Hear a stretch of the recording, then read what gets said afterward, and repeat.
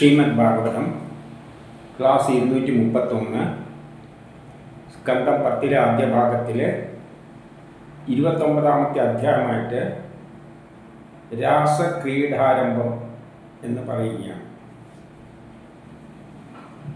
ഈ രാസലീലകൾ ദാമ്പത്യപരമായിട്ടുള്ളത് അതിൻ്റെ ആരംഭം എന്ന് പറഞ്ഞ്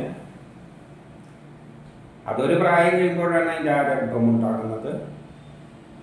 അത് പ്രകൃതിക്കെല്ലാം അതിൻ്റേതായ ബന്ധമുണ്ട്, അതുമായിട്ട് ബന്ധപ്പെട്ടാണ് പറയുന്നത്. അങ്ങനെ പറയുമ്പോൾ ഇവിടെ ഒരു കൃഷ്ണനെ അനുസരിച്ചാണ്, കൃഷ്ണനുമായി ബന്ധപ്പെട്ടുകൊണ്ടാണ് പറയുന്നുണ്ടെങ്കിലും യഥാർത്ഥത്തിൽ ഈ കൃഷ്ണൻ ആരാണ്? എല്ലാ സ്തുതികളും നോക്കുമ്പോൾ ഈ ലോകത്തിലുള്ള എല്ലാ ജീവജാലങ്ങളും, എല്ലാ പുരുഷന്മാരും, എല്ലാ പയ്യന്മാരും കൃഷ്ണൻ തന്നെയാണ്. അപ്പോൾ ആ തരത്തിൽ കാണണം. അല്ലാതെ കണ്ടു കഴിഞ്ഞാൽ ഇവിടെ പാല് കൊടുക്കുന്ന കുട്ടികളെ വരെ ഉപേക്ഷിച്ചിട്ട് സ്ത്രീകൾ കൃഷ്ണന്റെ പിന്നാലെ പോകുന്നു എന്നെല്ലാം പറഞ്ഞു കഴിഞ്ഞാൽ അത് എവിടെ എത്തി? ഒന്ന് ചിന്തിച്ചു നോക്കൂ. ഈ കൃഷ്ണനെ എപ്പോഴും ഒരു സംഭവം നടക്കുമ്പോൾ സ്തുതികളിലൂടെ പറയുന്ന എന്താണ്? ആ കാലമാകുന്നു, കാലത്തിൻ്റെ പിന്നിലുള്ള ശക്തിയാണ്. ആ ശക്തി ലോകത്തിൽ ഇങ്ങനെ കുറേ ലീലകളിലുള്ളതിൽ ഒന്നുപെട്ടത് തന്നെയാണ് രാസലീലകൾ. അപ്പോൾ ഈ രാസലീലകൾ സ്ത്രീകളുമായിട്ട് ബന്ധപ്പെട്ട്, പെൺകുട്ടികളുമായിട്ട് ബന്ധപ്പെട്ടെല്ലാം തന്നെയാണ് ഉള്ളത്. അതിൻ്റെ ഫലമായിട്ട് ഈ നാട്ടിൽ എന്തെല്ലാം സംഭവ വികാസങ്ങൾ നടക്കുന്നതെന്ന് നമുക്കറിയാം. പത്രം വായിച്ചാൽ എന്തെല്ലാം സംഭവ വികാസങ്ങളാണ് അതുമായിട്ട് ബന്ധപ്പെട്ടുകൊണ്ട്. അപ്പം അതിൻ്റെ ആ ലീലകൾ എന്ന് പറയുന്നത്, ആ മായയിൽ അകപ്പെട്ടിട്ടുള്ള അതിൻ്റെ വർണ്ണനയാണ് ഇവിടെ നടക്കുന്നത്. ഈ പറയുന്ന സംഭവങ്ങളെല്ലാം നമ്മൾ നാട്ടിൽ കാണും. അപ്പം ഭാഗവതം എന്ന് പറയുന്നത് പ്രപഞ്ചത്തിൻ്റെ പിന്നിലുള്ള രഹസ്യം, അതിലെല്ലാം വരും. ചരിത്രം തന്നെ കഥരൂപത്തിൽ അവതരിപ്പിക്കുകയാണ്. അപ്പം സ്ത്രീകളുടെ അല്ലെങ്കിൽ രാസലീലയൊന്നും വിട്ടുകൊണ്ട് പോകാൻ പറ്റില്ല. അപ്പം സ്ത്രീകൾക്ക് അവരുടേതായ ഒരു മാനസിക ഘടനയുണ്ട്. അത് ഈ വിഷയമായിട്ട് ബന്ധപ്പെടുമ്പോൾ അതെങ്ങനെയെല്ലാം പ്രകടമാകുമെന്നാണ് ഇവിടെ പറഞ്ഞു വെക്കുന്നത്. അത് ഭർത്താവാകാം, ഇഷ്ടപ്പെട്ട ആളാകാം, അങ്ങനെ പലതരത്തിൽ അത് പോകും. അപ്പൊ ആരുമായിട്ടല്ലാണ് എല്ലാം കാട്ടിക്കൂട്ടുന്നത്? കൃഷ്ണൻ തന്നെയാണ്. ഇവിടെയുള്ള എല്ലാവരും കൃഷ്ണൻ തന്നെയാണ്, കൃഷ്ണന്മാര് തന്നെയാണ്.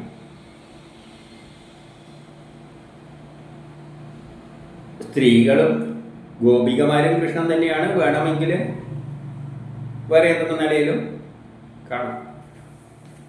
പക്ഷെ അവസാനമെല്ലാം ശ്രീഹരി തന്നെയാണ്. അപ്പൊ ആ ഒരു വിശാലമായ വീക്ഷണത്തിൽ കൂടി ഇതിലേക്ക് കടക്കണം. പിന്നെ എന്താണ് വേദവ്യാസന്റെ? അപ്പം വേദവ്യാസൻ പച്ചയായ ജീവിത ആ സ്വഭാവങ്ങളെയെല്ലാം തന്നെയാണ് വിവരിക്കുന്നത്. പ്രത്യേകിച്ച് ഇവിടെ സ്ത്രീകളുടേത് എടുത്തു പറയുകയാണ്. ആ തരത്തിൽ കണ്ടുകൊള്ളണം.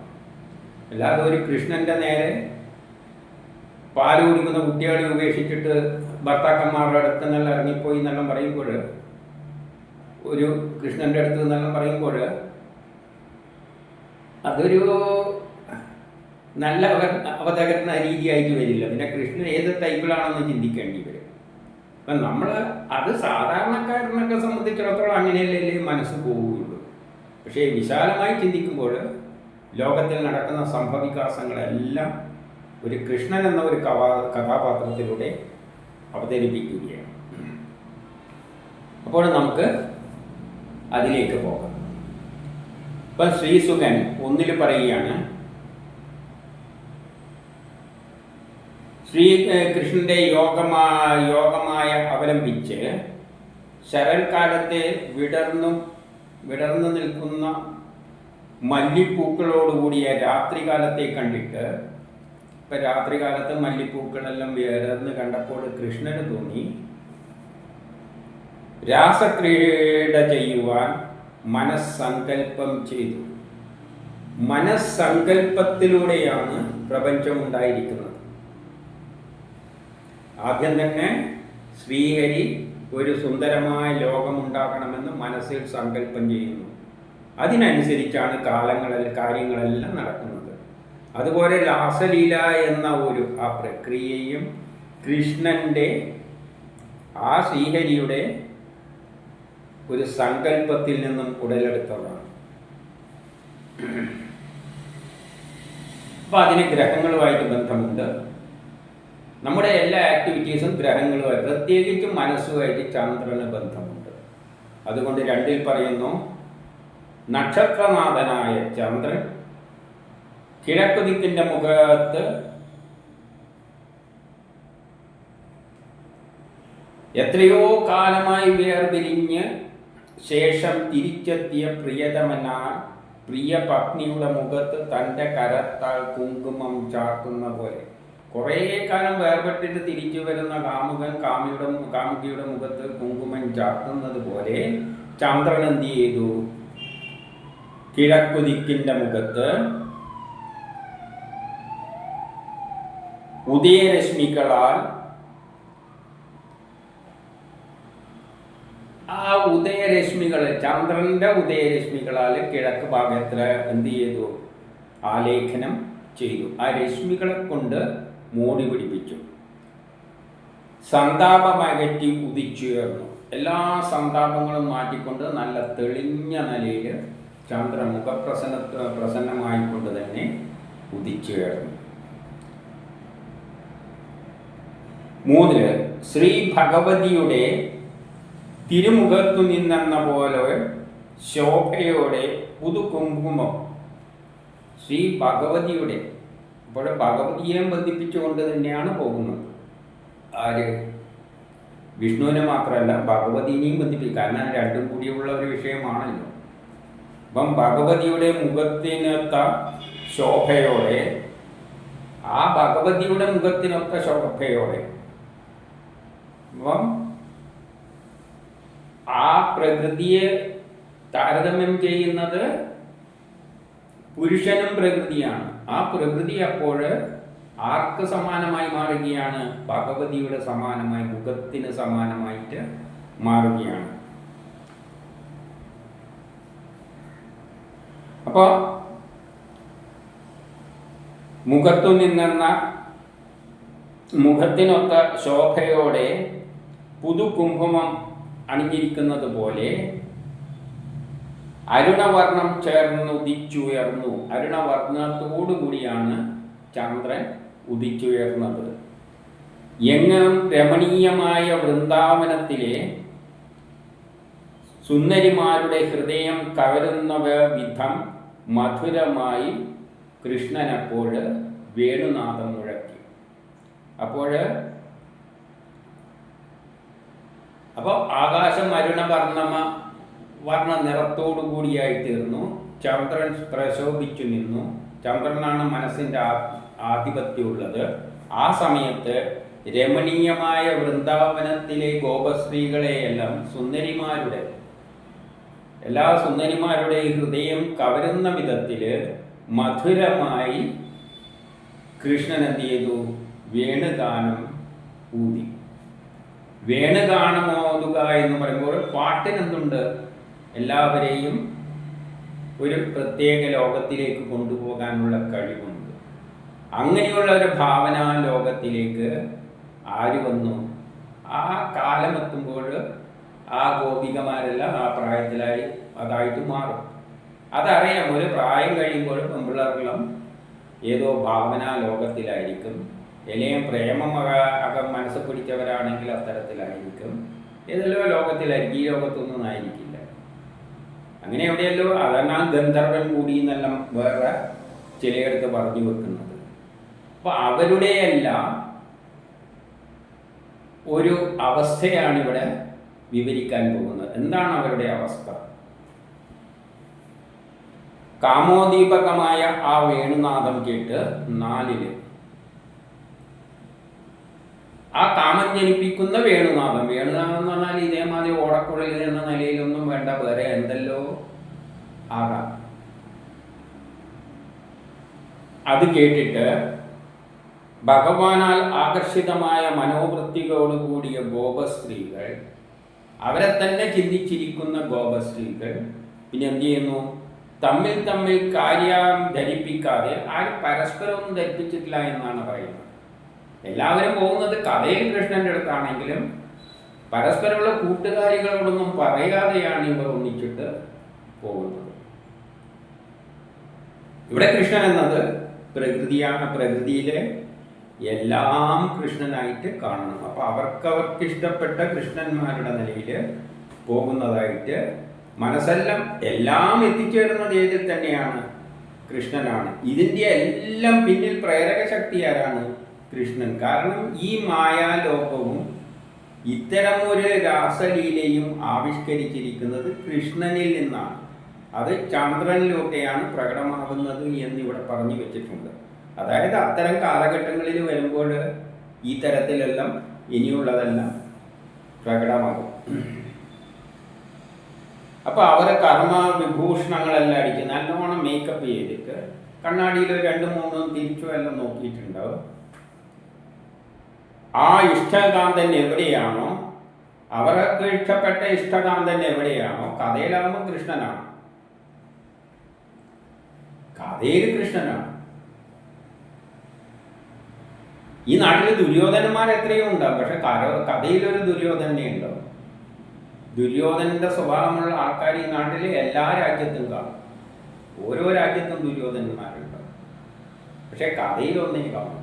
അതുമാതിരി കൃഷ്ണൻ തങ്ങളുടെ ഇഷ്ടകാന്തൻ എവിടെയാണോ അവിടേക്ക് പോയി എന്നാണ്.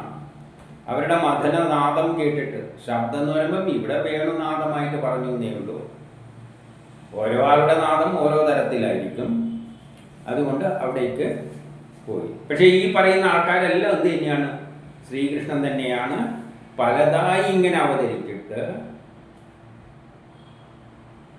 ഈ രാസലീലകളെല്ലാം കാട്ടിക്കൊണ്ടിരിക്കുന്നു. ലോകത്ത് എന്തെല്ലാം കാണുന്നുണ്ടോ അതെല്ലാം ഇവിടെ വിവരിച്ചു വെച്ചിട്ടുണ്ട്.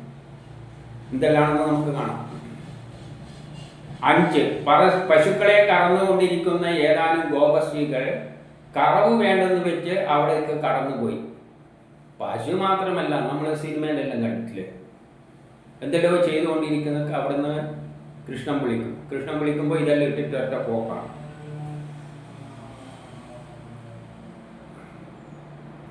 അതെല്ലാം നടക്കുന്ന സംഭവങ്ങളാണ്. ചരിത്രത്തിലെ ഓരോ രാസലീലയുടെ ആ കാലത്തെ ആ പ്രത്യേകത എടുത്ത് പറയുന്നതേ ഉള്ളൂ.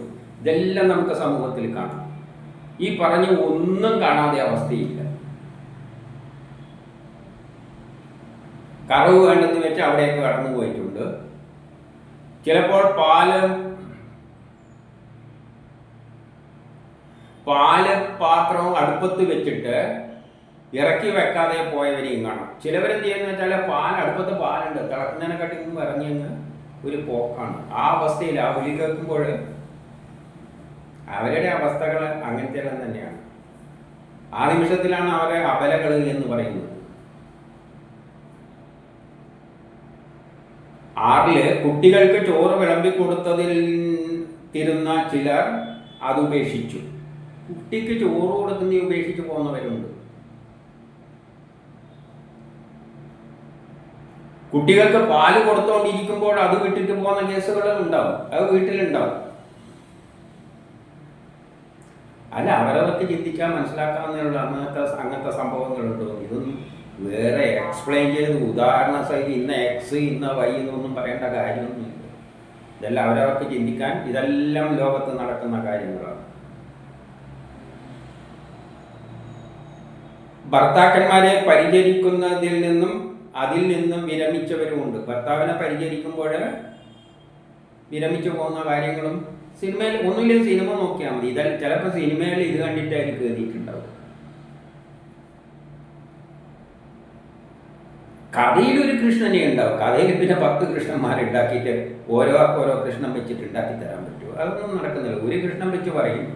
ഈ കൃഷ്ണൻ അവസാനം ഈ പ്രപഞ്ചത്തിന്റെ മുഴുവനാണ്, എല്ലാവരും കൃഷ്ണന്മാരാണെന്നും പറഞ്ഞു വെച്ച് കഴിഞ്ഞാൽ പിന്നെ അവരവരെ ബുദ്ധി വന്നിരിക്കുന്നതിനാ അത് വെച്ചിട്ട് വ്യാഖ്യാനിച്ചോളൂ.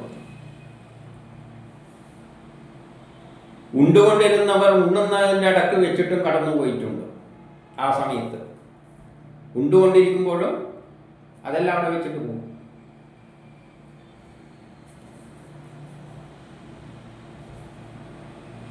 ഇതെല്ലാം ആര് എന്നുള്ളതല്ല, ആ രാസലീലയുടെ ആ സമയത്തുള്ള അവസരങ്ങൾ, അങ്ങനത്തെയുള്ള ആ സാഹചര്യത്തെ പറ്റി പറയുന്നതായിട്ട് ചിന്തിച്ചാൽ മതി. ഇതിലൊന്നും വലിയ അത്ഭുതമൊന്നുമില്ല.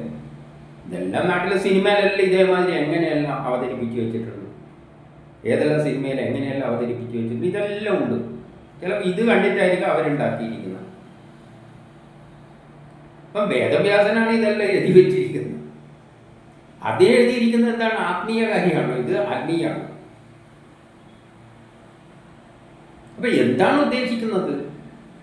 ഈ ലോകത്തിലുള്ള മനുഷ്യരുടെ പ്രത്യേകതകൾ, ചില കാലഘട്ടത്തിലുള്ള പ്രത്യേകതകൾ വേദവ്യാസൻ അതേമാതിരി പച്ചയായിട്ട് എഴുതി വെച്ചിരിക്കുന്നു. അതൊന്നും ആത്മീയമൊന്നുമല്ല. അതുകൊണ്ട് ഭാഗവതം ആത്മീയം, എന്താണ് ആത്മീയമുള്ളത്? ഒരു ആത്മീയവും ഈ പുസ്തകങ്ങളിൽ ഒന്നുമില്ല. വരാം.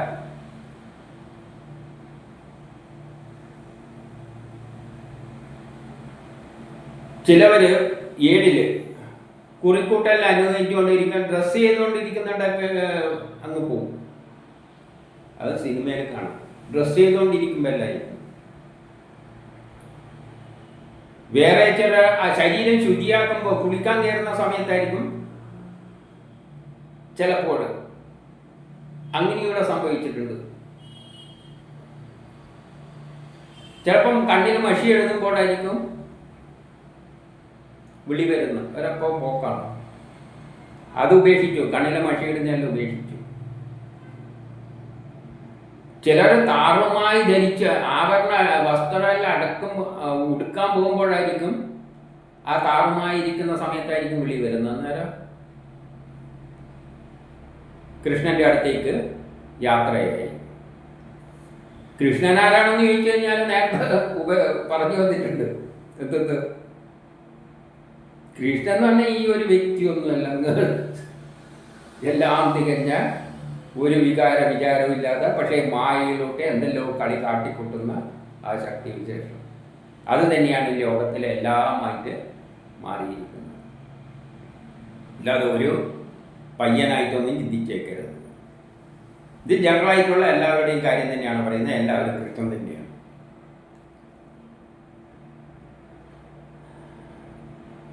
ഭർത്താക്കന്മാരെയും പിതാക്കന്മാരോടും സോദരന്മാരാലും ബന്ധുക്കളാലും തടയപ്പെട്ടിട്ടു കൂടി ഭഗവാനാൽ ആകർഷിക്കപ്പെട്ട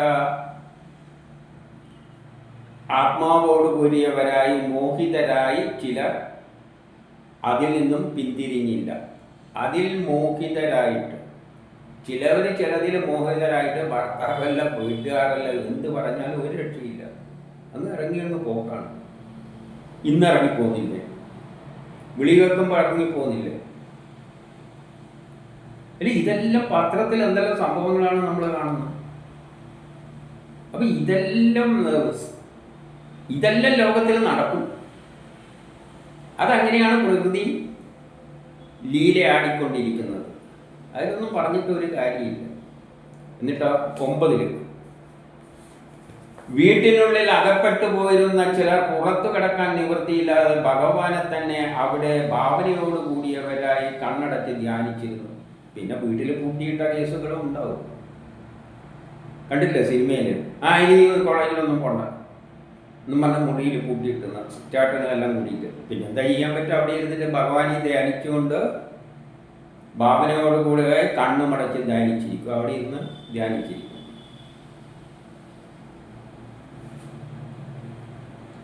ഇങ്ങനെയാണ് മായയിൽ അകപ്പെട്ടുകൊണ്ടാണ് സ്ത്രീകളെ പൊതുവെ സൃഷ്ടിച്ചിരിക്കുന്നത് എന്നാണ് പറയുന്നത്. ഇത് സിനിമയിലെ സ്ത്രീകളെ വെച്ചല്ല പറയുന്നത്. അല്ല പുരുഷന്മാരെ പൂട്ടിയിട്ട് വെച്ചിട്ട് ഏതെങ്കിലും സിനിമ കണ്ടിട്ടുണ്ടാവും. എല്ലാം കാണുന്നത് സ്ത്രീകളെ പറഞ്ഞുകൊണ്ടാണ്. എന്തുകൊണ്ട്? ഈ ഒരു പ്രത്യേകത അവരിലാണുള്ളത്.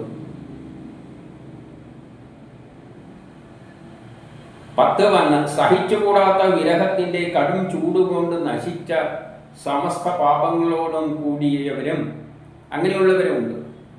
വിരഹ ദുഃഖത്തിൽ അങ്ങനെ ചൂട് പിടിച്ചു കിടക്കുന്നവരും ധ്യാനത്താൽ ലഭിച്ച കൃഷ്ണാലിംഗന സുഖത്താൽ അറുതി വന്ന അഖില പുണ്യ നിങ്ങളോട് കൂടിയവരും ധ്യാനത്താൽ മനസ്സിൽ ചിന്തിച്ചിട്ട് ആലിംഗനത്തിൽ ആ സുഖം അനുഭവിച്ചിരിക്കുന്നവരും ആ പുണ്യത്തോടു കൂടിയവരും ഈ വിധം പ്രാരബ്ധ പുണ്യ രൂപമായ പ്രാരബ്ധ കർമ്മം ബന്ധം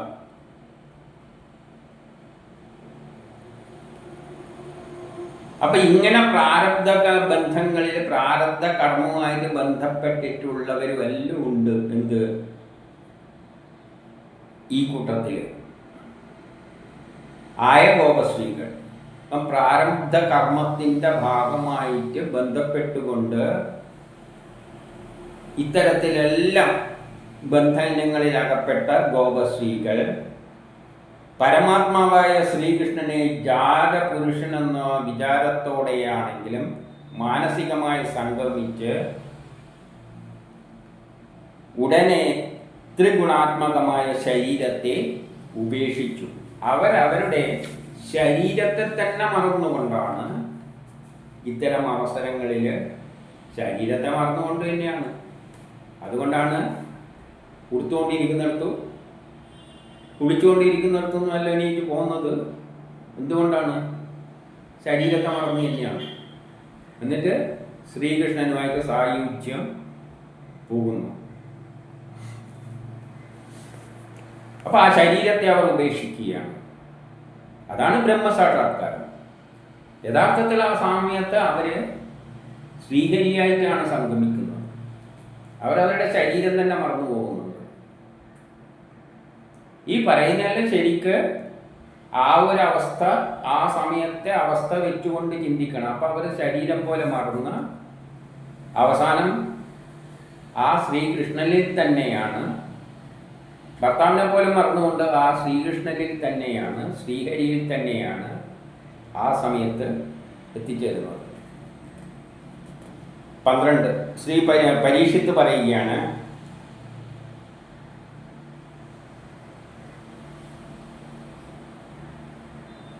ശ്രീകൃഷ്ണനെ കാമരൂപനായ ജാരപുരുഷനായിട്ട് മാത്രമേ ഗോപികൾ കരുതിയിരുന്നുള്ളൂ.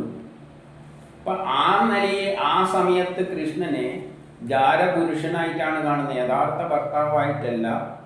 യഥാർത്ഥ ഭർത്താവിൽ നിന്നും കടന്നങ്ങോട്ടേക്ക് പോകുന്നുണ്ട്. അപ്പോഴുള്ള കൃഷ്ണനെ യഥാർത്ഥ ഭർത്താവിൻ്റെ അവസ്ഥയിൽ നിന്നും അങ്ങോട്ടേക്ക് കടന്നു പോകുന്നുണ്ട്. ഭർത്താവിനെ തന്നെ മറക്കുന്നുണ്ട്. താഴെ ലെവലിലും ഭർത്താവിനെ മറക്കുന്നുണ്ട്. ഭർത്താവിനെയും കളഞ്ഞിട്ട് പോകുന്നവരുണ്ട്.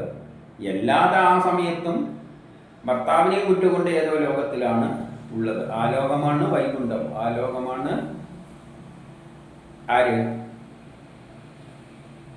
ശ്രീകൃഷ്ണൻ. അല്ലെങ്കിൽ ശ്രീകൃഷ്ണനായിട്ടേ എടുക്കാൻ പറ്റുള്ളൂ. അല്ലാതെ അവിടെ ശ്രീഹരി എന്നൊന്നും ചിന്തിക്കാൻ പറ്റില്ല. ശ്രീഹരി എന്ന് പറയുന്നത് നിർഗുണമായ സംഗതിയാണ്. അപ്പൊ ഈ കേസിൽ കൃഷ്ണൻ തന്നെ ചിന്തിച്ചാൽ മതി. അതാണ് നല്ലത്. ഇപ്പൊ 12 പരീക്ഷിത്ത് പറയുകയാണ്, കൃഷ്ണനെ കാമരൂപനായ ജാരപുരുഷനായിട്ട് മാത്രമേ ഗോപികമാർ കരുതിയിരുന്നുള്ളൂ. അപ്പൊ ഈ ഗോപികമാരെല്ലാം അവരുടെ കൃഷ്ണനെ കാമരൂപനായ ജാരപുരുഷനായിട്ടാണ് കാണുന്നത്. പരമാത്മ ഭാവനയോടെ ആയിരുന്നില്ല. പരമാത്മാവ് ബ്രഹ്മസാക്ഷാത്കാരം നേടണം എന്ന ഒരു ചിന്താഗതിയോടെ ആയിരുന്നില്ല. ആ സുന്ദരമായ ആ സൗന്ദര്യം എല്ലാം കണ്ടുകൊണ്ട്, കൃഷ്ണന്റെ സൗന്ദര്യവും എല്ലാം കണ്ടുകൊണ്ട് തന്നെയാണ് അവർ പോയിരിക്കുന്നത്. അല്ലാതെ ബ്രഹ്മസാക്ഷാത്കാരത്തിന് ആത്മീയതയുടെ പേരിലൊന്നല്ല അവർ ചെന്നിരുന്നത്. കൃഷ്ണന്റെ സൗന്ദര്യാദി ഗുണങ്ങളിൽ കൃഷ്ണന്റെ സൗന്ദര്യമെല്ലാം കണ്ടിട്ട് തന്നെയാണ് ഇവർ പോയിരിക്കുന്നത്. മാത്രം ബുദ്ധി വച്ചിരുന്ന അവർക്ക്, അപ്പം അങ്ങനെയാണ് അവർ ബുദ്ധി വച്ചിട്ടാണ് കൃഷ്ണന്റെ അടുത്ത് പോയത്. എന്നിട്ട് ത്രിഗുണാത്മകമായ പ്രവാഹരൂപമായ പ്രാപഞ്ചികതയിൽ നിന്നുണ്ടായ നിവൃത്തി എങ്ങനെ അവർക്കുണ്ടായി എന്നാണ് ചോദിക്കുന്നത്. അപ്പൊ സായുജ്യം ലഭിച്ചിട്ടുണ്ട്. അതിലൂടെ അവർക്ക് സായുജ്യം ലഭിക്കുന്നുണ്ട്. അതെങ്ങനെയാണ് സായുജ്യം ഉണ്ടായത്? സാധാരണ ബ്രഹ്മസാക്ഷാത്കാരം നേടുന്നവർക്കാണ് സായുജ്യം കിട്ടുന്നത്. പക്ഷെ ഇതെങ്ങനെയാണ് അവർക്ക് കിട്ടിയത് എന്ന് ചോദിക്കുമ്പോൾ 13 ശ്രീകൃഷ്ണൻ പറയുകയാണ്, അത് അങ്ങയോട് മുമ്പ് തന്നെ പറഞ്ഞ കാര്യമാണ്. എന്താണത്? ഭഗവാനെ ദോഷിച്ചിരിക്കുന്നവർക്ക് കൂടി, ഉദാഹരണമായിട്ട് ശിശുപാലൻ വേണ്ട വിധം ഭഗവാനിൽ സ്വാധീനം സായുജ്യം നേടി. ശിശുപാലൻ എപ്പോഴും കുറ്റം പറഞ്ഞുകൊണ്ടിരിക്കുകയായിരുന്നു. ആരെ? കൃഷ്ണൻ. അതിലൂടെ ഒരു കൃഷ്ണനുമായിട്ട് എപ്പോഴും ഒരു ബന്ധമുണ്ട്. അത് കുറ്റം പറയാൻ വേണ്ടി ആയാലും ഒരു ബന്ധമുണ്ട്. കാരണം അവർ കൃഷ്ണനിൽ നിന്ന് ഒന്നും തന്നെ പ്രതീക്ഷിക്കുന്നില്ല. ഈ കുറ്റം പറയുന്നവർ കൃഷ്ണനെ ശല്യം ചെയ്യുന്നില്ല. ഒരു ദോഷവും കൃഷ്ണനില്ല. നേരെ മറിച്ച് ഈ പിന്നാലെ നടക്കുന്നവരെ കാര്യം സാധിപ്പിക്കാൻ വേണ്ടിയാണ്. അത് ശല്യമാണ്. കൃഷ്ണന്റെ പിന്നാലെ അത് സാധിപ്പിക്കുക ഇത് സാധിക്കുക എന്ന് പറയുന്ന വിശ്വാസികൾ, അവരെ കൊണ്ടൊരു ശല്യം തന്നെയാണ് കൃഷ്ണൻ. പക്ഷേ ഈ കുറ്റം പറയുന്നവർ അവരവരെ ആവശ്യം കിട്ടാൻ വേണ്ടി, കാര്യം നേടാൻ വേണ്ടിയിട്ടാണ് എപ്പോഴും ബന്ധം സ്ഥാപിക്കുന്നത്. ആവശ്യം നേടിക്കഴിഞ്ഞ് കഴിഞ്ഞാൽ പിന്നെ കുറേ കാലം തിരിഞ്ഞു നോക്കില്ല. പക്ഷെ ഇവരെ പറയില്ല. ഇവരെ എപ്പോഴും കുറ്റം പറയാൻ വേണ്ടി തന്നെ ഏതു സമയം മനസ്സിൽ ആ കൃഷ്ണനുമായിട്ടാണ്. അങ്ങനെ ബന്ധം ഉണ്ടായാൽ മാത്രം മതി. അല്ല നമ്മൾ എന്ത് ചിന്തിച്ചു എന്നുള്ളത് കൃഷ്ണനൊരു പ്രശ്നമേ അല്ല.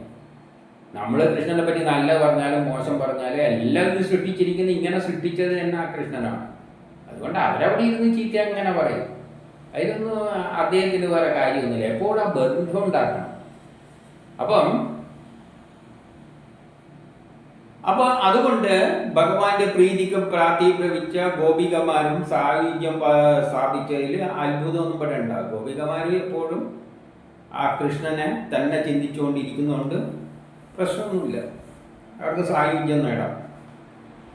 കാരണം 14 പറയാണ്, നിർവികാരനാണ്, ബുദ്ധിക്ക് വിഷമീഭവിക്കാതാണ്. ബുദ്ധിയിലൂടെ അപ്പം ഈ കൃഷ്ണന്റെ വർണ്ണന പറയുകയാണ്, നമ്മൾ ഈ ബുദ്ധിക്ക് വിഷയീഭവിക്കുന്ന കൃഷ്ണൻ ഇന്നടുത്ത് ജനിച്ചു, ഇന്നാളുടെ കുട്ടിയാണ് എന്നെല്ലാം ചിന്തിച്ചു പോയി കഴിഞ്ഞാൽ അത് ബുദ്ധിക്ക് യോജിച്ചതാണ്.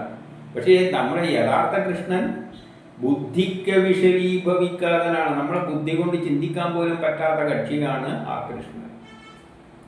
ഗുണരഹിതനാണ്, അതിന് ഒരു ഗുണവുമില്ല. ഗുണനിയന്ത്രണമാണ്, എല്ലാ ഗുണങ്ങളെയും നിയന്ത്രിക്കുന്ന അദ്ദേഹമാണ്. ആയ ഭഗവാന്റെ അവതാരം മനുഷ്യർക്ക് മോക്ഷം സിദ്ധിക്കുന്നതിന് വേണ്ടിയാണ്. മനുഷ്യർക്ക് മോക്ഷം ഉണ്ടാക്കാൻ വേണ്ടിയിട്ടാണ് വന്നിരിക്കുന്നത്.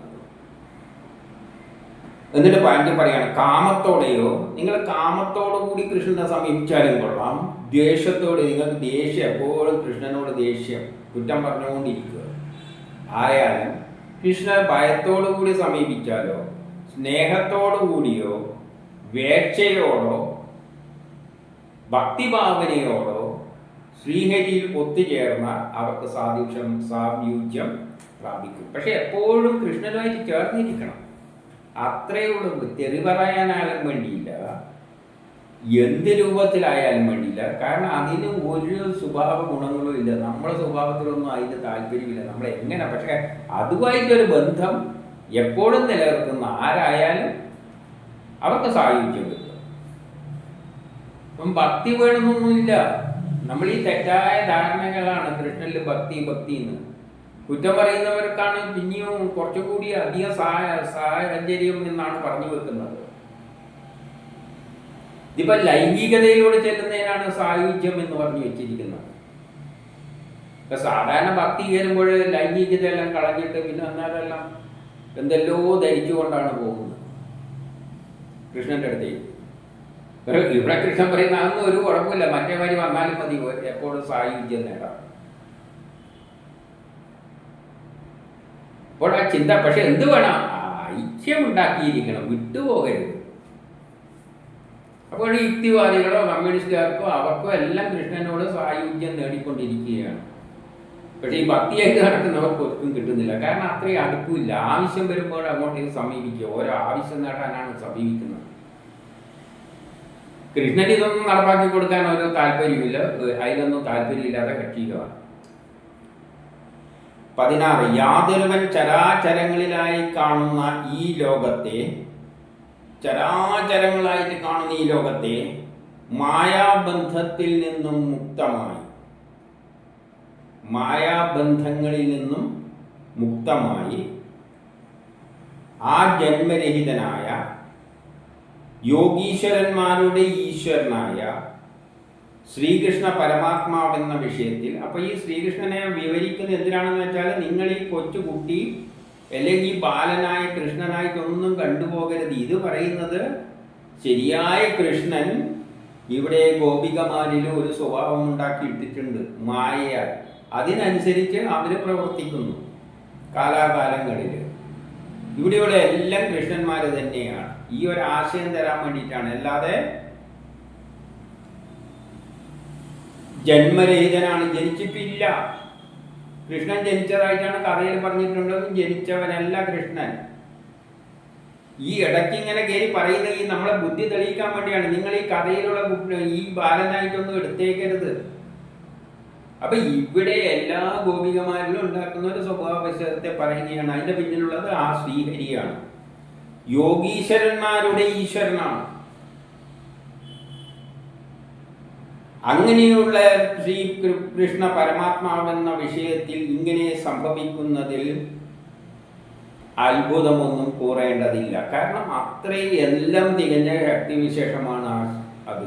അതുമായിട്ട് നിങ്ങൾ ബന്ധം സ്ഥാപിക്കുക, അത്രമാത്രമേ വേണ്ടൂ. എന്തുതരം ബന്ധമായാലും കുഴപ്പമില്ല. 17 തൻ്റെ സമീപത്തേക്ക് വന്ന ഗോപികമാരെ കണ്ട് വാക്കിൻ്റെ പ്രയോഗഭംഗിയാൽ അവരെ മോഹിപ്പിച്ചുകൊണ്ട്. വാചാടിക്ക് ഭയങ്കര മിടുക്കന്മാരാണ് ആര്? കൃഷ്ണന്മാര്. വാക്കുകൊണ്ട് അങ്ങനെ പ്രലോഭിപ്പിക്കും. വാക്കുകൊണ്ട് പ്രലോഭിപ്പിച്ചിട്ടാണ് മോഹിപ്പിക്കേണ്ടത്. ആര്? കൃഷ്ണൻ.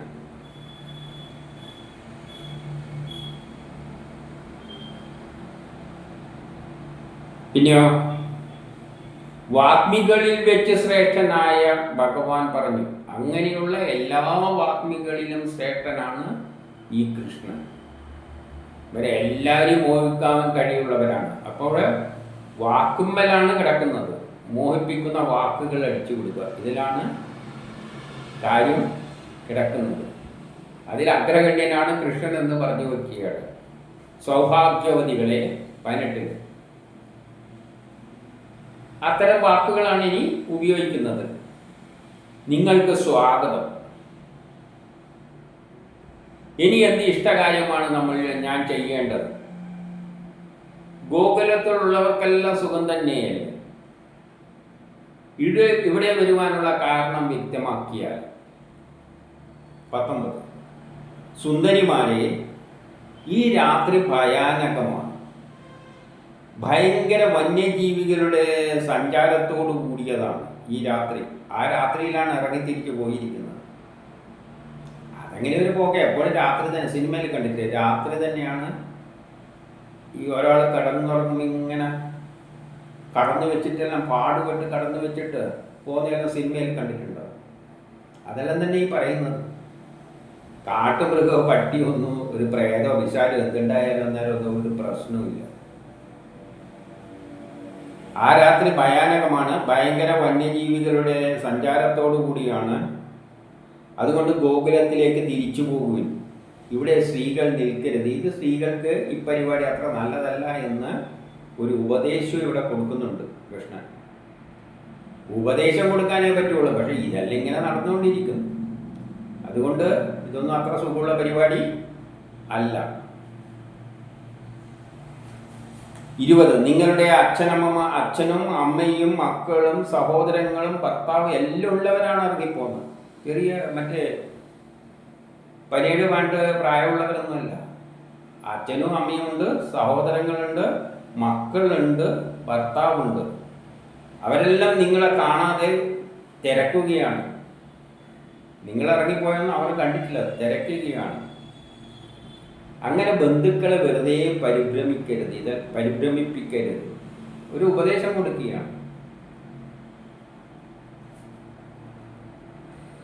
21 പൂത്തു നിൽക്കുന്ന പൂനിലാവിൻ്റെ തെളിമയോട് കൂടിയതും യമുനാ നദിയുടെ ശീതളക്കാറ്റിൽ അടിച്ചു വരുന്ന ആ പൂവുണ്ടല്ലോ, ആ പൂവിൽ നിന്നുള്ള മണവേറ്റ കാറ്റ് അടിക്കുന്ന ഈ സുന്ദരമായ വൃന്ദാവനം നിങ്ങൾ കണ്ടു കഴിഞ്ഞു, ഈ സ്വപ്നമായ ലോകം നിങ്ങൾ കണ്ടു കഴിഞ്ഞു.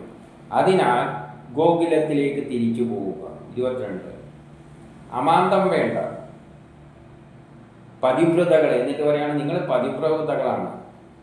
ഭർത്താക്കന്മാരെ ശുശ്രൂഷിക്കുകയും പോയിട്ട് ഭർത്താക്കന്മാരെ ശുശ്രൂഷിക്കുക. കുട്ടികളും പശുക്കുട്ടികളും എല്ലാം അവിടെ നിലവിളിച്ചുകൊണ്ടിരിക്കുകയാണ്. അവരെ പാല് കുടിപ്പിക്കുക, പശുക്കളെ കറക്കുക. ഇനി 23 ഒരുപക്ഷെ എന്നിലുള്ള സ്നേഹാധിക്യം നിമിത്തം മനോനിയന്ത്രണം നഷ്ടപ്പെട്ട് നിങ്ങളെല്ലാം ഇങ്ങ് വന്നവരാണെങ്കിൽ അത് നിങ്ങൾക്ക് യുക്തമായത് തന്നെയാണ്, അതിൽ കുഴപ്പമൊന്നുമില്ല. എന്തെന്നാൽ എനിക്ക് എല്ലാ ജീവികളിലും സ്നേഹമുണ്ട്. എനിക്ക് എല്ലാവരോടും സ്നേഹമാണ്. അല്ലെ പ്രത്യേകിച്ച് ആരോടൊന്നുമില്ല, എല്ലാവരോടും സ്നേഹമാണ്. ഇനി 24 സുമംഗലികളെ, കപടമില്ലാത്ത ഭർത്താക്കന്മാരെയും കാപട്യമൊന്നുമില്ലാത്ത ഭർത്താക്കന്മാരെയും അവൻ്റെ ബന്ധുക്കളെയും പരിചരിക്കുക. അപ്പോൾ പോയിട്ട് എന്ത് വേണം? ഭർത്താവിനെ പരിചരിച്ചാൽ പോരാ, അവൻ്റെ ബന്ധുക്കളെയും പരിചരിക്കുക. സന്താനങ്ങളും വളർത്തുക എന്നുള്ളതൊക്കെ സ്ത്രീയുടെ ധർമ്മം. അതിൻ്റെ കുട്ടികളെയെല്ലാം വളർത്തുക തന്നെയാണ് സ്ത്രീയുടെ ധർമ്മം. 24 പറയുകയാണ്, ഇതെല്ലാം കുറേ സാരോപദേശങ്ങൾ കൊടുക്കുകയാണ്. സുമംഗലികളെ, കാപഠ്യമില്ലാത്ത ഭർത്താവിനെയും, കാപഠ്യം കാണിക്കുന്ന ഭർത്താവാണെങ്കിൽ കാര്യമാക്കേണ്ട, കാപഠ്യമില്ലാത്ത ഭർത്താവിനെയും അവൻ്റെ 25 ഭർത്താവ് ശീലം കെട്ടവനായാലും, ഭർത്താവ് അത്ര വലിയ നല്ല ശീലമൊന്നും അല്ല എന്ന് വെച്ചോളൂ, ശീലം കെട്ടവനായാലും കുറേ കുഴപ്പങ്ങളെല്ലാം ഉണ്ട്, എങ്കിലും ഭാഗ്യം കെട്ടവനാണ്, വലിയ ഭാഗ്യമൊന്നും ഇല്ലാത്ത ഭർത്താവായാലും, വൃദ്ധനായാലും, ചിലപ്പം ഭർത്താക്കന്മാർ വൃദ്ധന്മാരായിരിക്കാം, മൂർഖനായാലും, ചിലപ്പോൾ സ്വഭാവം വളരെ മൂർഖ സ്വഭാവമായിരിക്കാം, ദീനക്കാരനായിരിക്കാം, എപ്പോഴും രോഗവും കഷ്ടപ്പാടും ദുരിതമെല്ലാം കക്ഷിയായിരിക്കാം, പണമില്ലാത്തവനായിരിക്കാം, ഒരു പണമില്ലാത്ത കക്ഷിയായിരിക്കാം. ശരി, അവൻ മഹാപാതകിയല്ലെങ്കിൽ, വലിയ പാതകിമാരിയുള്ള സ്വഭാവമില്ലെങ്കിൽ, 3 ലോകവും കാംക്ഷിക്കുന്ന സ്ത്രീകൾ ഉപേക്ഷിക്കാൻ പാടില്ല. വലിയ പാതകിയാണെങ്കിൽ ഉപേക്ഷിച്ചോളൂ, കുഴപ്പമില്ല. അല്ലെങ്കിൽ 3 ലോകവും പുണ്യലോകങ്ങൾ കാംക്ഷിക്കുന്ന സ്ത്രീകൾ ഒരിക്കലും ഉപേക്ഷിക്കാൻ പാടില്ല. ഇതെല്ലാം പൊതുവെ ഇങ്ങനെയുള്ള ഉപദേശങ്ങളാണ്. ഇനി 26 ഒരു കുലസ്ത്രീക്ക് ജാരസംസർഗം സ്വർഗപ്രാപ്തിക്കും പ്രതിബന്ധമായതാണ്. അന്യ പുരുഷന്മാര് ആയിട്ടുള്ള ബന്ധം സ്വർഗപ്രാപ്തിക്ക് പ്രതിബന്ധമാണ്, ചീത്തപ്പേരുണ്ടാക്കുന്നതാണ്, അത് കഷ്ടകരവും കുറച്ചിലുമാണ്, ഭയാനകവും ഭയം ജനിപ്പിക്കുന്നതും എല്ലായ്പ്പോഴും നിഷിദ്ധവും ആകുന്നു. 27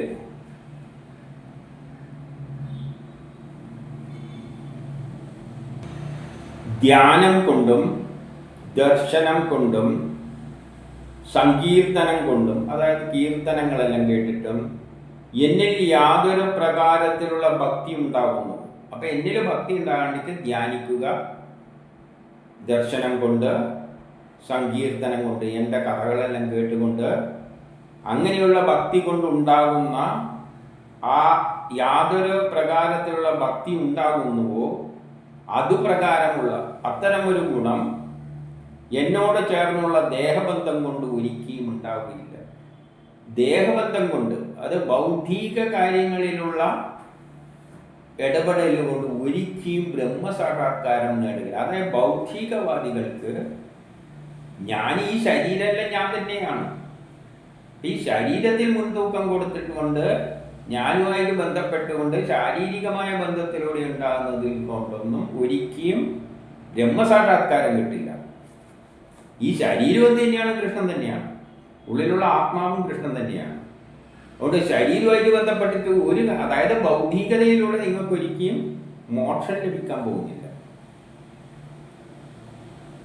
മോക്ഷം കിട്ടണമെങ്കിൽ ആത്മീയതയിലൂടെ മാത്രമേ, അത് എന്നിൽ തന്നെ വിശ്വാസം അർപ്പിച്ചുകൊണ്ട് കർമ്മം ചെയ്യുകയാണ്. ആകയാൽ സ്വഗൃഹത്തിലേക്ക് പോകുവിൻ. അതുകൊണ്ട് നിങ്ങൾ ചെയ്യേണ്ടത് സ്വഗൃഹത്തിൽ പോവുക, എന്നിൽ വിശ്വാസം അർപ്പിച്ചുകൊണ്ട് കർമ്മം ചെയ്യുക. 28 ഇപ്രകാരമുള്ള വചനത്തെ കേട്ട് ദുഃഖിതരായ ആശ നശിച്ചവരും അറ്റമില്ലാത്തവരുമായ ചിന്തയെ പ്രാപിച്ചു. അവർ ആശയെല്ലാം നശിച്ചിട്ട് അറ്റമില്ലാത്ത ചിന്തയെ പ്രാപിച്ചു. സന്താപം മൂലമുള്ള നിശ്വാസത്താൽ 29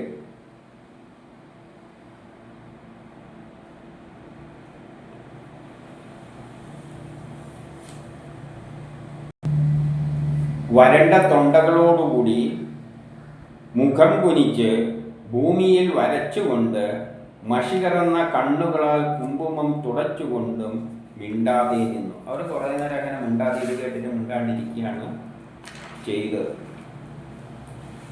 ഏറ്റവും പ്രിയനായ 30 ഏറ്റവും പ്രിയനായ കൃഷ്ണനിൽ പ്രിയമില്ലാത്തവനെ പോലെ പ്രതികൂലം പറഞ്ഞപ്പോൾ, കൃഷ്ണൻ വലിയ പ്രിയമൊന്നുമില്ലാതെ മാതിരിയാണ് മറുപടി പറഞ്ഞപ്പോൾ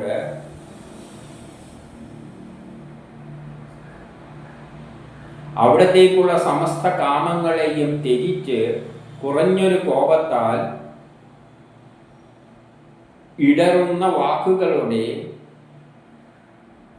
കരയുന്ന കണ്ണുകളോടും കൂടി കണ്ണുകളെ തുടച്ചുകൊണ്ട് അവരിങ്ങനെ പറഞ്ഞു. അപ്പോൾ അവർ മറ്റേ സമസ്ത കാമങ്ങളെയെല്ലാം ഉപേക്ഷിച്ചിട്ട് ഇടറുന്ന വാക്കുകളോടെ കണ്ണെല്ലാം തുടച്ചുകൊണ്ട് അവർ ഇങ്ങനെ പറഞ്ഞു: ഈ തരത്തിൽ ക്രൂര വാക്കുകൾ ഉച്ചരിക്കാൻ താങ്കൾ അർഹിക്കുന്നില്ല. ഇത്തരത്തിലുള്ള ക്രൂര വാക്കുകളൊന്നും പറയാൻ പാടില്ല. എല്ലാ വിഷയസുഖങ്ങളെയും തള്ളിക്കളഞ്ഞ് ഭഗവാന്റെ പാദപത്മങ്ങളെ ഭജിച്ചുകൊണ്ടിരിക്കുന്ന ഞങ്ങളെ കൈവിടരുത്. നമ്മളെല്ലാം ധരിച്ചിരിക്കുന്നു. ഇനിയിപ്പോൾ എന്താ വേണ്ടത്? ഭഗവാന്റെ പാദപത്മങ്ങളെ സ്വീകരിച്ചുകൊണ്ട് അങ്ങനെ നമ്മൾ കഴിഞ്ഞോളാം. നമ്മൾ ബാക്കിയെല്ലാം ഉപേക്ഷിച്ച് ഇനി പാദപത്മങ്ങളിൽ നേരത്തെ പറഞ്ഞല്ലോ, എന്നെ തന്നെ മനസ്സർപ്പിച്ചിരിക്കുന്നത് കൊണ്ട് കിട്ടുന്നതൊന്നും ശരീരം കൊണ്ട് കിട്ടൂല എന്ന് പറഞ്ഞപ്പോൾ പിന്നെ ഇനി അങ്ങനെ ആയിക്കളാന്നുള്ള അവസ്ഥയിലേക്ക് എത്തി. അങ്ങേ ഭരിച്ചുകൊണ്ടിരിക്കുന്ന ഞങ്ങളെ കൈവിടരുത്. ഇനി നമ്മൾ അങ്ങേ തന്നെ ഭജിച്ചുകൊണ്ടിരിക്കുക. അതുകൊണ്ട് ഞങ്ങളെ കൈവിടരുത്. ഭഗവാൻ മോക്ഷാർത്ഥികളെ കൈവിടാതെ മോക്ഷം അനുഗ്രഹിക്കുന്നത് പോലെ ഞങ്ങളെയും അനുഗ്രഹിക്കണം. ബ്രഹ്മസാക്ഷാത്കാരം നേടിയിരിക്കുന്നവരെ അനുഗ്രഹിച്ചിട്ട് അവരെ ബ്രഹ്മത്തിൽ തന്നെ ലയിപ്പിച്ചിട്ടാണല്ലോ നിൽക്കുന്നത്. അതുപോലെ നമ്മളെയും എന്ത് വേണം? അനുഗ്രഹിക്കണമെന്ന് പറയുകയാണ്. നമ്മളിതെല്ലാം വിട്ടിരിക്കുകയാണ്. 32 പ്രഭു എന്ന് പറഞ്ഞുകൊണ്ട് ഭർത്താവ്, പുത്രൻ, ബന്ധുക്കൾ എന്നിവരെ സേവിക്കുന്നതും ധർമ്മമാണെന്നുള്ളത് സ്ത്രീകളുടെ ധർമ്മമാണ് എന്ന് പറഞ്ഞത് ശരി തന്നെയാണ്. എന്നാൽ ഈ സേവനം ആ ധർമ്മോപദേശങ്ങളുടെ ലക്ഷ്യസ്ഥാനവും ഭഗവാനിൽ നിന്ന് ഉടലെടുത്തവർക്ക് അതിപ്രിയമായ ബന്ധുവും ആത്മാവും ഭഗവാനത്രേ. ഈ ധർമ്മോപദേശങ്ങളുടെ ലക്ഷ്യസ്ഥാനം, ഈ ധർമ്മോപദേശങ്ങളുടെ എല്ലാ അവസാനം ഭഗവാൻ കുറേ ധർമ്മോപദേശങ്ങൾ നടത്തിയിട്ടുണ്ട്. അതെല്ലാം അവിടെ എവിടത്തേക്കാണ് എത്തുന്നത്? ഈശ്വരനിലേക്കാണ് എത്തുന്നത്. ഈ പറഞ്ഞ ധർമ്മമെല്ലാം, ഈ ധർമ്മം പ്രവർത്തിക്കുന്നത് തന്നെ എന്തിനു വേണ്ടിയിട്ടാണ്? ഭഗവാൻ നിർദ്ദേശിച്ച ആ കാര്യം അതേപോലെ ചെയ്യുകയാണെങ്കിൽ എവിടത്തേക്കാണ് എത്തുക? ഭഗവാനിൽ തന്നെയാണ് എത്തുക. അപ്പൊ ആ ധർമ്മോപദേശങ്ങളുടെ ലക്ഷ്യസ്ഥാനവും ഭഗവാനിൽ നിന്നും ഉടലെടുത്തവർ, നമ്മളെല്ലാം ഭഗവാനിൽ നിന്ന് തന്നെ ഉടലെടുത്തവരാണ്. അതിപ്രിയമായ ബന്ധുവുമായ ആത്മാവ്, ഏറ്റവും നമുക്ക് പ്രിയപ്പെട്ടത് ആത്മാവ് ആണെന്ന് നേരത്തെ പറഞ്ഞല്ലോ. നമ്മുടെ ആത്മാവാണ് ഏറ്റവും ബന്ധു. അതെല്ലാം ഭഗവാൻ തന്നെയല്ലേ. പിന്നെ നമ്മൾ ഭഗവാനെ തന്നെ ആശ്രയിക്കല്ലേ. ഈ ആത്മാവ് എന്ന് പറഞ്ഞാൽ ആരാണ്? ഭഗവാനാണ്. അതുകൊണ്ട് എല്ലാം അവസാനം എത്തിച്ചേർന്ന് അവിടത്തേക്ക് തന്നെയാണ് പോകുന്നത്. 32-33 ശാസ്ത്ര പരിജ്ഞാനമുള്ളവർ സ്വന്തം ആത്മാവായിരിക്കുന്ന ഭഗവാനിൽ രമിക്കുന്നു. നല്ല ജ്ഞാനം നേടിയവര്, വേദങ്ങളെല്ലാം പഠിച്ച് ഈശ്വരൻ എന്താണെന്ന് മനസ്സിലാക്കിയവര് സ്വന്തം ആത്മാവിൽ തന്നെയാണ് ഭഗവാനുമായിട്ട് രമിച്ചിരിക്കുന്നത്. അപ്പൊ അങ്ങനെ അങ്ങ് പോയാൽ പോലെ എന്നാണ് ചോദിച്ചുകൊണ്ട് വരുന്നത്. ക്ലേശമേകുന്ന പുത്രാദികളെ കൊണ്ട് പ്രയോജനം. ഈ ഭർത്താവും പുത്രന്മാരും എല്ലാം കൊണ്ടിട്ട് ഭയങ്കര കഷ്ടപ്പാടാണ്. അതുണ്ടാക്കുന്നതിനെ കൊണ്ടെന്താ കാര്യം? ഈ ധർമ്മവും എല്ലാം അങ്ങിൽ നിന്ന് വന്നതാണ്. ഈ ജീവജാലങ്ങളെല്ലാം അങ്ങേതാണ്. അങ്ങനെ എല്ലാം അവസാനം എത്തിച്ചേർന്ന അങ്ങിലേക്ക് തന്നെയാണ്. പിന്നെ അങ്ങിലേക്ക് അങ്ങ് എത്തിച്ചേർന്നാൽ പോലെ ഈ വെറുതെ ഭർത്താവിനെയും മക്കളെയും എല്ലാം നോക്കിയിട്ട് ക്ലേശകരമായ ജീവിതം എന്തിനാണ് നയിക്കുന്നത്? ആകയാൽ ഞങ്ങളോട് പ്രസാദിച്ചാൽ ദീർഘകാലമുള്ള അങ്ങയുമായുള്ള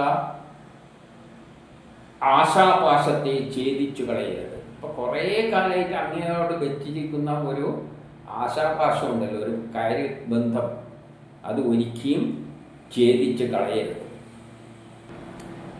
ഇനി 34 ഞങ്ങളുടെ ചിത്തം ഗൃഹകൃത്യങ്ങളിൽ നിന്നും അങ്ങയാൽ അപഹരിക്കപ്പെട്ട. അങ്ങാണ് നമ്മളെ മനസ്സിനെ അപഹരിച്ചത്. വീട്ടുജോലികളിൽ ഏർപ്പെട്ടിരുന്ന കരങ്ങളെ പിൻവലിപ്പിച്ചതും അങ്ങാണ്. അങ്ങയുടെ അടുത്തു നിന്നും പാദം ഇളകുന്നില്ല. നമ്മളെ പാദം ഇവിടെ ഉറച്ചുപോയി. പിന്നെ എങ്ങനെ ഗോകുലത്തിലേക്ക് പോകും? നമ്മളെ കാല് ഇവിടെ ഉറച്ചു കിടക്കുകയാണ്. പോയാൽ കൂടി എന്ത് പ്രയോജനം? അവിടെ പോയിരുന്നിട്ട് എന്ത് ചെയ്യാനാണ്? ഒരു കാര്യം നടക്കാൻ പോകുന്നില്ല. അപ്പം പ്രിയ സുഹൃത്തെ,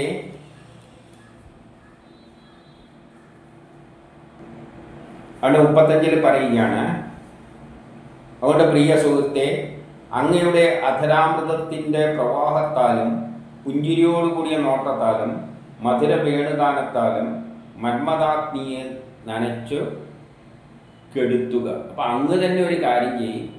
അങ്ങയുടെ ഈ മധുരമായ പ്രഭാഷണത്താലും പുഞ്ചിരിയോടുകൂടിയ നോട്ടത്താലും മധുരാഗ്നിയെ വേണുനാഥത്താലും കൂടിയിട്ട് നമ്മളിലുള്ള ഈ മന്മഥാഗ്നിയെ എന്ത് ചെയ്യണം?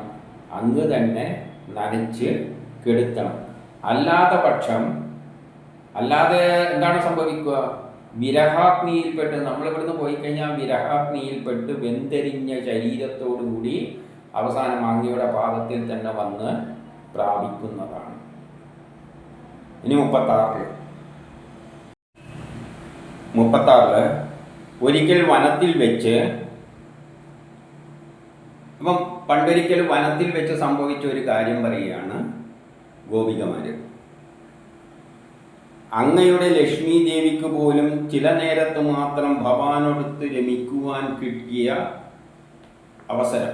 അങ്ങയുടെ ലക്ഷ്മി ദേവിക്ക് പോലും ഭവാനോടൊത്ത് ലഭിക്കുവാൻ അപൂർവ സമയങ്ങളിൽ മാത്രമേ സാധിച്ചിട്ടുള്ളൂ.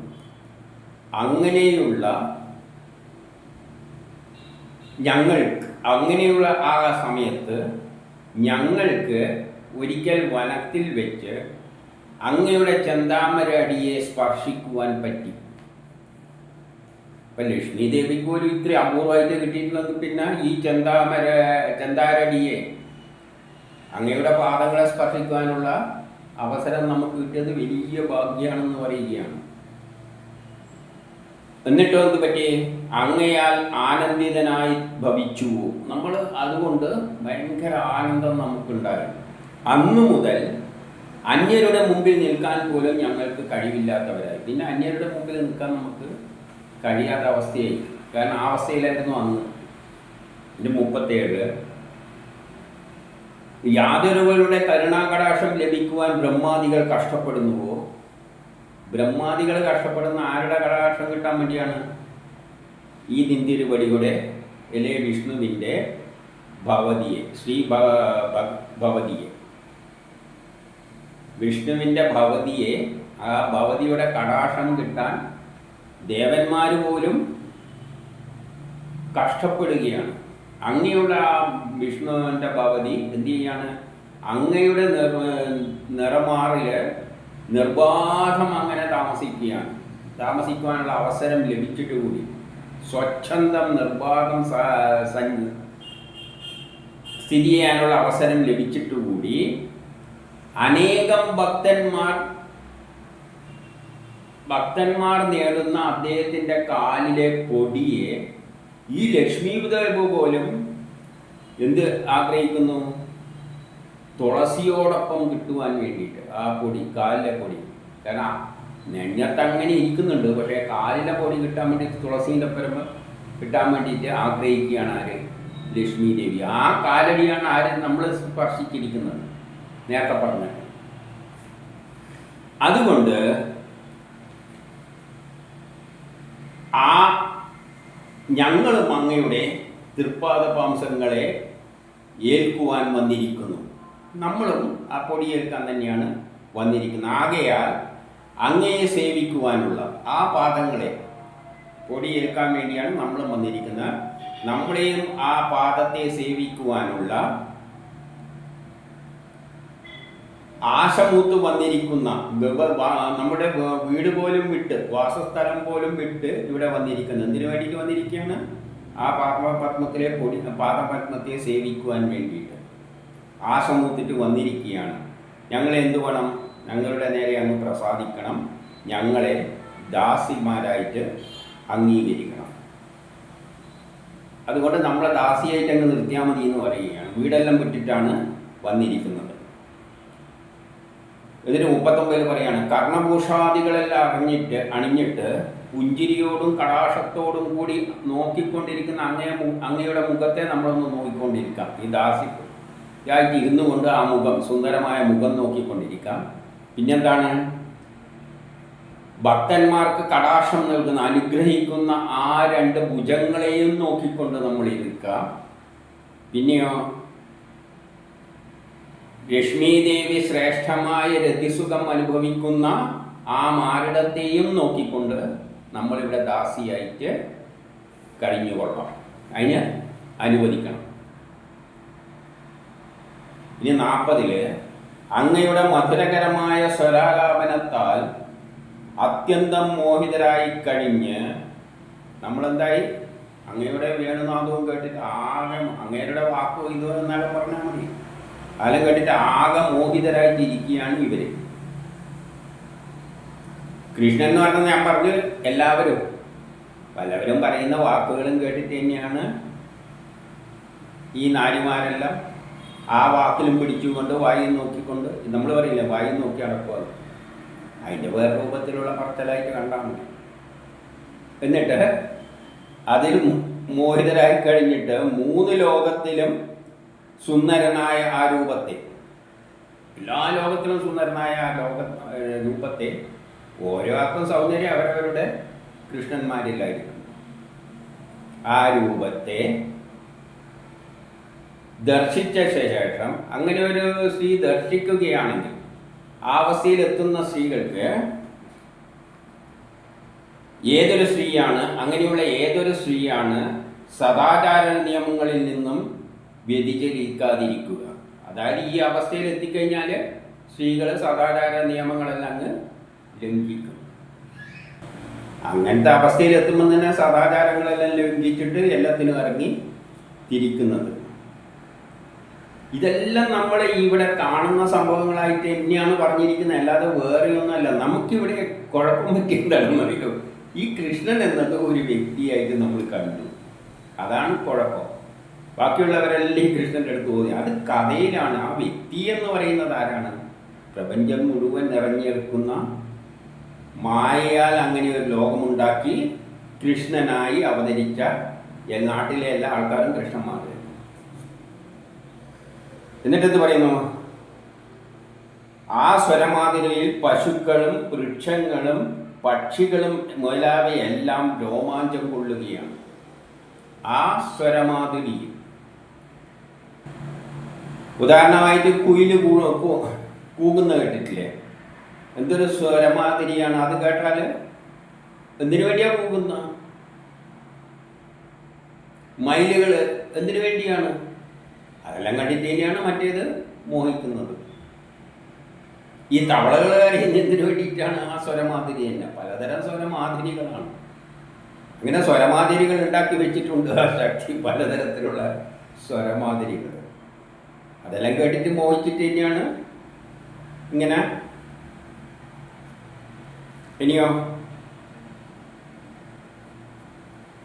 അങ്ങ് 41 പറയാണ്, അങ്ങ് ദേവലോകത്തിന് രക്ഷാധികാരിയായിട്ട് എപ്രകാരം ഉപേന്ദ്രനായോ. കഴിഞ്ഞാൽ പറഞ്ഞില്ലേ, പശുക്കൾക്കെല്ലാം പ്രത്യേക ഇന്ദ്രനായിക്കൊണ്ട് അദ്ദേഹം മാറിയത്. അവര് ദേവലോകത്തിൽ എല്ലാവർക്കും ഇന്ദ്രൻ, നമ്മളെ ഇന്ദ്രൻ നമുക്കെല്ലാം വേണ്ടി, ബാക്കിയുള്ളതിനാണ്. ഇവർക്ക് പ്രത്യേകിച്ച് സ്പെഷ്യൽ ഉപേന്ദ്രനായിട്ട് വന്നു. പിന്നെ ആവണ്ണം ഭവാനും ഗോപവാസികളുടെ ഭയങ്ങളും താപങ്ങളും അകറ്റുവാൻ വേണ്ടി അവതരിച്ചു. ഇപ്പം ഗോപവാസികൾക്ക് വേണ്ടിയിട്ട് അവരുടെ കഷ്ടപ്പാടെല്ലാം ദൂരീകരിക്കാൻ വേണ്ടിയിട്ടാണ് ഈ അവതാരം ഏറ്റെടുത്തിരിക്കുന്നത്.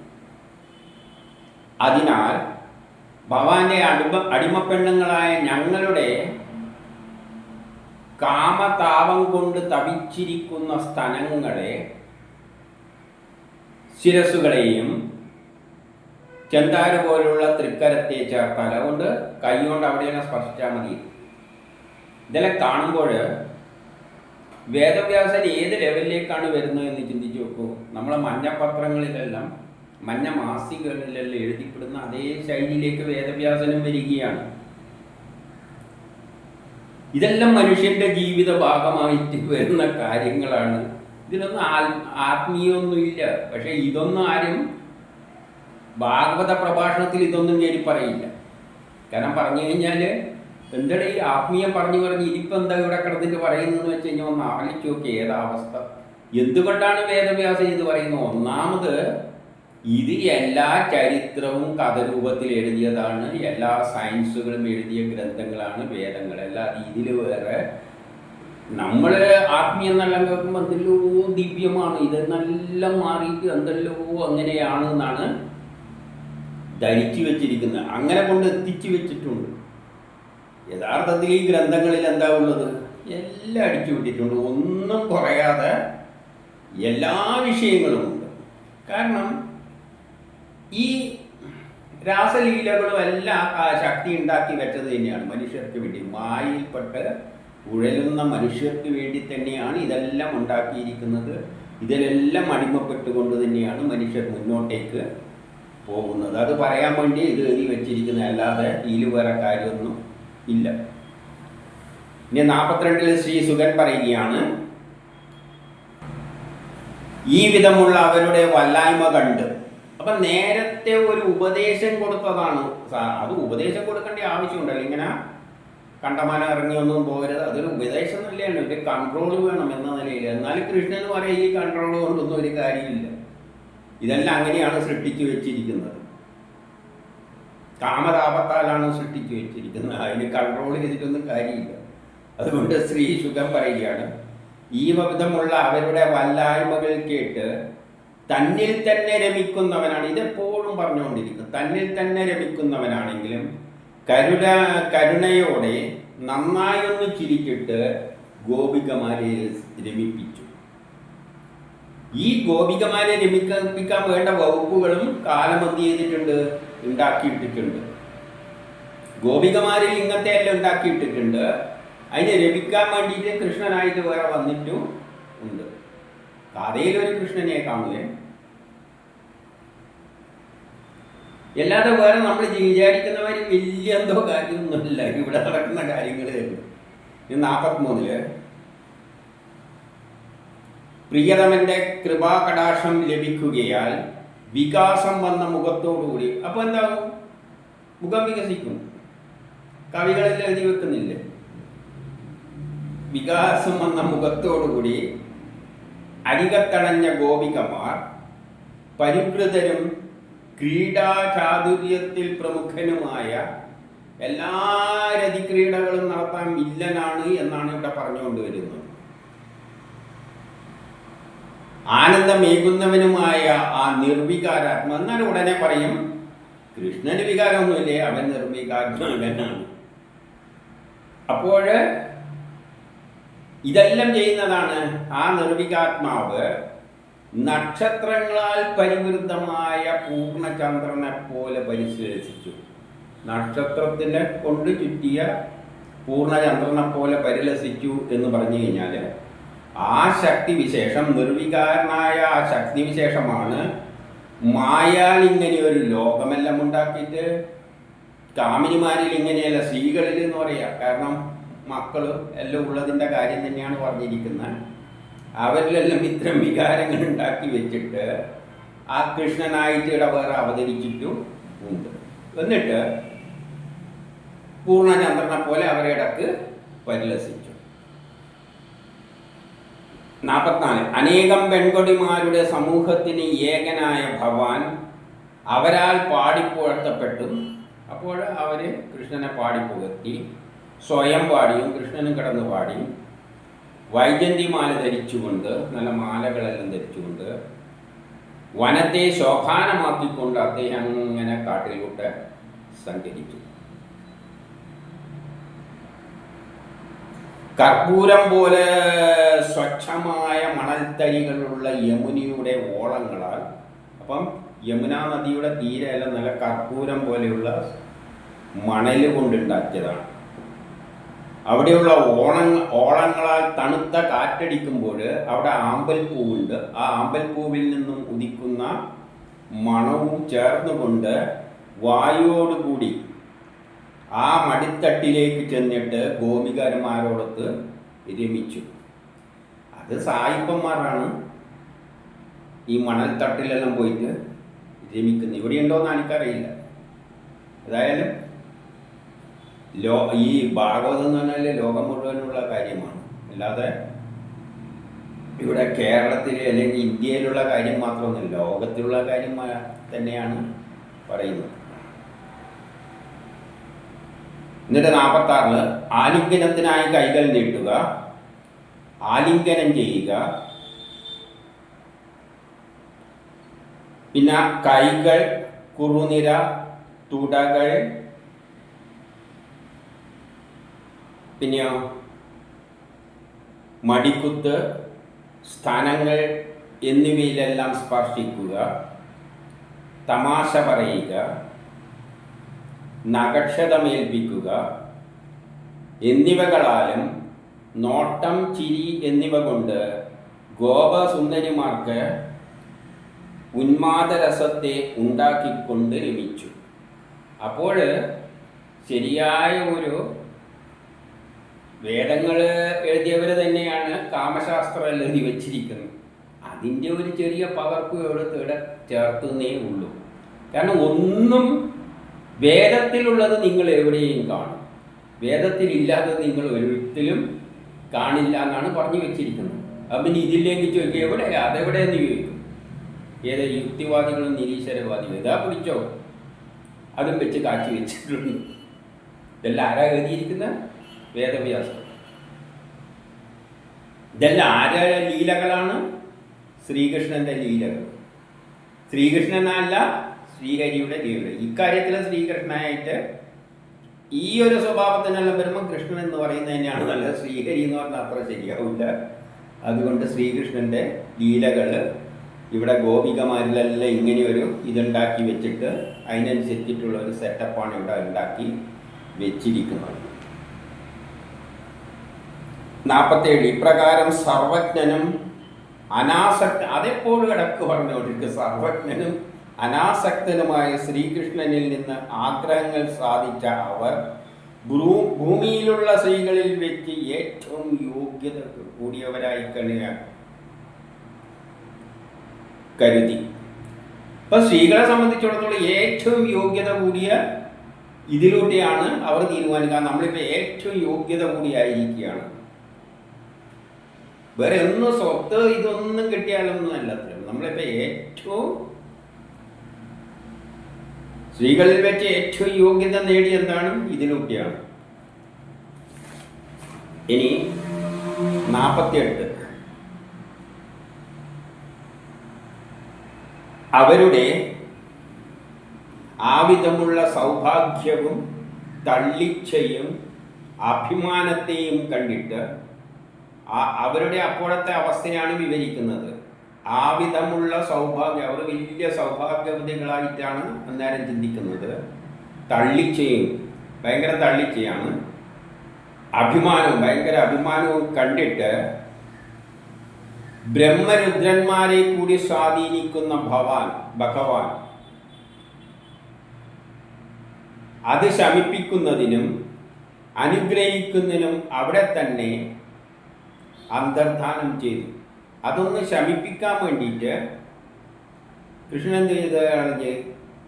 ബ്രഹ്മരുദ്രന്മാരെ കൂടി സ്വാധീനിക്കുന്ന ഭഗവാന് ബ്രഹ്മാവിനെയും രുദ്രന്മാരെയും എല്ലാം കൺട്രോൾ ചെയ്യാൻ കഴിവുള്ള ശക്തിയാണ്. അതുകൊണ്ട് ചുമ്മാ ഇവിടെ നിന്ന് ചീള് കളിക്ക് നിൽക്കുന്നതല്ല.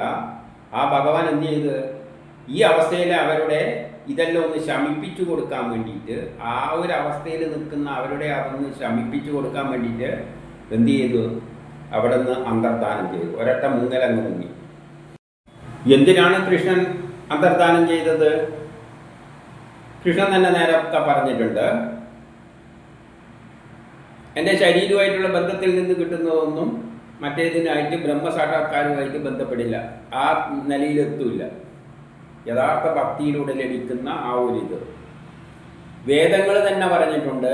ഈ ഭൗതിക ലോകം എന്ന് പറയുന്നത് എപ്പോഴും ദുഃഖപൂർണമാണ്. എപ്പോഴെങ്കിലും സുഖം കിട്ടുന്നുണ്ടെങ്കിൽ അല്പനിമിഷം, അത് കഴിയുമ്പോൾ പണ്ടത്തെ അവസ്ഥയല്ലേ അതിലെക്കാട്ടിയും കഷ്ടമായി തീരും. ഉദാഹരണമായിട്ട് നമ്മൾ ഒരു വർഷം ഞാൻ പണ്ടൊരു ഉദാഹരണം പറഞ്ഞിരുന്നു. ഒരു വർഷം പഠിച്ചു കഴിഞ്ഞാൽ കഷ്ടപ്പാടാണ്. അവസാനം റിസൾട്ട് വരുമ്പോൾ ആ ദിവസം കുറച്ചൊന്ന് റാങ്ക് കിട്ടിയെന്ന് തന്നെ വെച്ചോ, എന്നാലും കുറച്ചേറെ ഒരു സന്തോഷിക്കും. പിന്നെ അടുത്ത ക്ലാസ്സിൽ പോയിരിക്കുമ്പോൾ പിന്നെയും തുടങ്ങി കഷ്ടപ്പാട്. അതുപോലെ തന്നെയാണ് ഈ വിഷയവും. ആ സമയത്ത് നമ്മൾ ലോകത്തിലെ എല്ലാം തികഞ്ഞ് ഏറ്റവും വലിയ സ്ത്രീകളാണെന്നെല്ലാം ചിന്തിക്കും. അടുത്ത നിമിഷം പഴയ അവസ്ഥയിലേക്ക് തന്നെ എത്തും. എന്നിട്ട് പിന്നെ വിരഹദുഃഖമായിട്ട്, ഇനി അടുത്തതിൽ വിരഹദുഃഖമാണ് പറയാൻ പോകുന്നത്. വിരഹദുഃഖവും കൊണ്ട് നടക്കുകയാണ്. അതിൻ്റെ കാര്യമാണ് പറയാൻ പോകുന്നത്. അത് അടുത്ത അധ്യായത്തിൽ കാണാം.